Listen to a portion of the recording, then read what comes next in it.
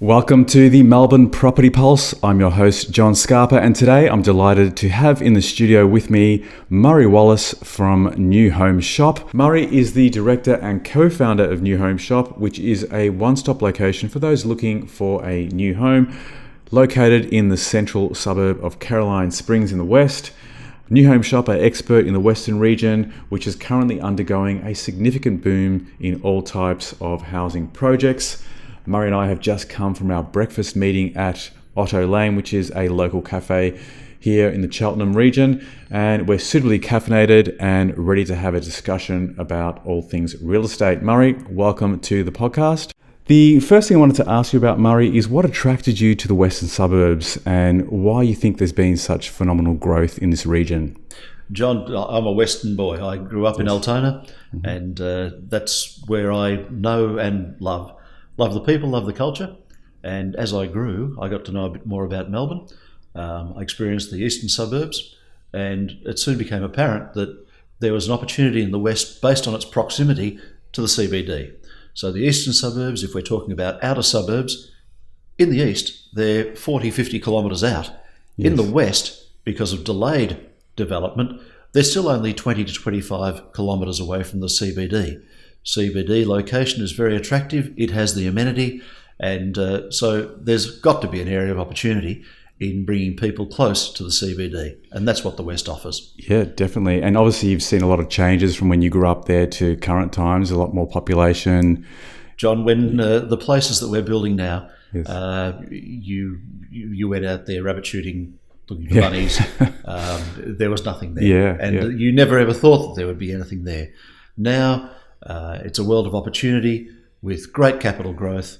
Thousands of people are flooding in every year, and it's realising its potential that it's always had. Yes. I think back in the days when Melbourne was just a settlement, the west was a swampland. Yes. The east had rivers, it had rolling hills, it had the sorts of things that you needed when you're a fledgling society to get going. Yes. The West didn't have that. Yeah. Consequently, it's been delayed. It tended to be industrial for a long time. Yes. To a certain extent, it still is, but that's changing. And more families, and particularly those who are immigrating into Melbourne, finding themselves in communal situations. Culturally, there's a lot of Indians, there's a lot of people from the subcontinent and other places that are settling in and finding themselves as part of true communities in varying parts of the western and northern suburbs. Yeah, and if you take Caroline Springs, for example, where your head office is located, that has become a little micro city in itself. I was quite amazed when I came out to visit you there, how it really has changed from, say 10, 15 years ago. Absolutely. When it was founded probably 20 years ago, it seemed to be on a limb out in the middle of nowhere. Yes. To drive through Caroline Springs now, you come across lakes, you come across very modern and dynamic business centres, cafe culture, restaurants, the whole thing, and surrounded by lovely homes. It is an amazing place. If you've never been to Caroline Springs and you've only ever heard of it, go out there and get a surprise. You'll really be surprised. Absolutely. And obviously as Caroline Springs has started to fill up, the development has been extending outwards a little bit. What are the other regions or other suburbs in that region that are starting to take off? There's Caroline Springs borders an area called Plumpton. And what was Plumpton generally only a couple of years ago has now been divided into 8 different localities with names like Fraser Rise. They are individual little suburbs, and it's testament to the fact that the area has grown up so quickly. Thousands of homes infilled, and will keep going. So other areas that would be surprising would be Rockbank. Rockbank was a nothing very recently. Now it is a vibrant location with many land developments, and very soon it will be just suburbia in the same way we recognise it anywhere else. Wow. Melton, the development of Plumpton, Rockbank has brought Melton into play and firmly in focus as a growth centre, with affordability probably still being the key, and yet with very fast trains and better public transport and better freeway access, it's becoming very much what you'd term to be a standard suburb, a standard outer suburb. Well, talking about infrastructure, there's the high-speed rail project that's currently in the planning stages. They're looking at developing a train line that extends, a high-speed train line that extends from the city through to potentially Sunshine and the airport. So that's going to obviously open up the area even more and bring more development and interest. Oh, undoubtedly. Yeah. The more infrastructure that gets spent in an area, the better. And we Yes. can already see it. Places the likes of Balan, Bacchus Marsh. Yes. Bacchus Marsh has the benefit of being just outside the urban zone from a first home buyer's perspective. Instead of getting a $10,000 free kick from the government, you get 20. So that makes affordability the key. And locations such as Bacchus Marsh are kicking. And that extends through to Ballarat as decentralisation of government services becomes an increasing part of the world. Those places are also flourishing. So right through the district in which we build, which is Geelong, through the Point Cook corridor up through the outer west and north, they're all benefiting from all these sorts of things. And if the infrastructure that's been spoken about, very fast trains, access to the airport, those types of things, how can they not help? Yeah, it's incredible. So in terms of what you're building, you've got a comprehensive range of plans on your website at newhomeshop.com.au. There's standard, duplex, single and double story options available. What are the things that first home buyers should be taking into consideration before deciding which type of home they should be building as their first home? Yeah, it's a great question. And realistically, people starting off and looking for a first home, it seems very aspirational and you think you can have the hamburger with the lot. Yes. The astute first home buyer always recognises that they need to live a life as well. So don't borrow to your last penny. Yes. Plan to have a life as well as a place to live. And that's why, over time, what used to be quarter-acre blocks are now reducing. Now we have blocks as small as 178 square metres, which is quite tiny. But what we try and do is to build and design homes that can fit on these increasingly smaller sized blocks. In most places around Melbourne now, the land is more expensive than the house you put on it. Yep. So affordability, the key to that is basically reducing the size of the land and then maximising the house that you put upon it. Yes. And we have our team of designers trying to be ahead of the curve in creating spaces for small families and beyond, living on those smaller blocks. So for a first home buyer, what's the entry-level price point to get into, say, just a regular single-story home? Okay, well, depending on the type of land you're looking at, land can cost anything. And in the areas that we deal with, which are quite varied, but a smaller block of land, you wouldn't be looking at under $200,000, which is remarkable value if you compare that to the east. Absolutely. But we can structure a very nice home on that would be suitable for first home buyers, and we can get away with a house for under $400,000. That's house and land package together? That's a house and land package. Wow. And it's becoming increasingly rare, obviously, Yes. because the housing market has been so hot. Yes. And is continuing to grow in those outer suburbs. Yes. More so than the east, where it seems to have recently stagnated somewhat. Yes. But we've still got growth happening out there. But under $400,000, a first home buyer can comfortably get a house that would do them proud for a number of years. That's remarkable, because given that the average price of a house in Melbourne now has risen to about $780,000, we're almost at, under the halfway point of that average price of a home. So I think it represents really good value. We think so. Yeah, absolutely. So as a first home buyer, what do you think is a reasonable budget for a couple just starting out and planning to have a family over the next few years? What sort of deposit would they need to get started as well? It's fair to say that the financial institution and the industry as a whole has tightened up over recent times. It is now harder to accumulate a viable deposit to buy a house. So the deposit is the number one thing. And then it's all a question of affordability and being able to service the loan beyond that. Typically a house now, banks are looking for 20% deposit. Yes. That's not easy. So on that 400,000 we were talking about before, pretty much an $80,000 deposit Yes. will be needed. Yeah, and that's not a standard. Not easy to come by. Correct. Yeah. It is what it is. Yes. And people have to plan. Yes. You can't wake up one day and just decide with no deposit that you want a house. Yes. And that you'll get one. So it's not the thing that our parents and grandparents just saw as a rite of passage anymore. Mm-hmm. It does take planning. In a lot of instances, more and more parents who have set themselves up are prepared to help out, to, shall I say, help out their children. Yep. Another way of putting it is to help themselves by getting rid of their children out of the house. And we see more and more of that assistance from earlier generations coming into play. But suffice to say, it's not an easy deposit to get. Yes. But if you're going to be in the housing market, that's what you need to achieve. Yes, that's fair enough. Well, in terms of the investor market, let's have a look at that for a moment. Traditionally, those seeking to add to their property portfolios have been attracted to inner city apartments across Melbourne and the CBD. With the surrounding suburbs of Melbourne, there's been about 43 cranes installed of the 143 operating throughout the state, which indicates quite a high density of concentration of multi-level developments in the inner areas. So for investors looking to maximise their rental return and appreciating capital, are there any opportunities in the outer west, for example, for investment options?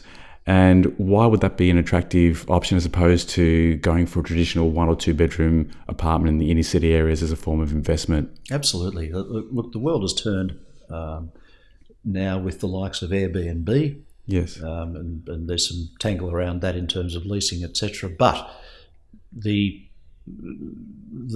fact is that these new areas in which we operate have grown remarkably over recent years. That capital growth is the key to people's future.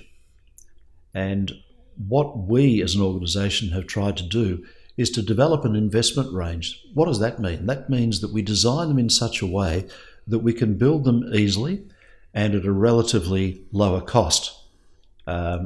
We try and build them with more accommodation spaces. So more bedrooms, which means that your rental return is likely to be higher than if you had a standard 1 or 2 bedroom home. The combination of those types of things on top of affordable land is something that represents a very, very good investment product. Mm. And we are increasingly finding ourselves with people who have been in the market in the last 10 years, have developed significant equity over being in that market during a growth period, and are now looking for investment homes. To buy a standard property may not have the investment potential as what we're saying is a low cost to build, high numbers of bedrooms in there. That's the sort of thing that maximises your rental return, your affordability, and consequently with those growth rates, an overall tax-effective, high-growth investment product. And again, because we were talking about the popularity of the West and the way it's been expanding so rapidly, there's obviously going to be quite a high demand for both purchasing and rental in the area. So in terms of having the rent fulfilled and the opportunity to ensure that you're going to have a regular income stream coming from that property, it seems greater than the potential of having an apartment that's not leased for a few months in the CBD because of the tight competition there. 100%. So with the thousands and thousands of people that are arriving in Melbourne every year now, I read a statistic recently that said if everything just stopped now, if immigration was to stop today, that it would take beyond 5 years of building to catch up with the existing demand. Wow. So people are arriving in Melbourne, they need a place to stay. Yes. And typically what people do is rent before they buy.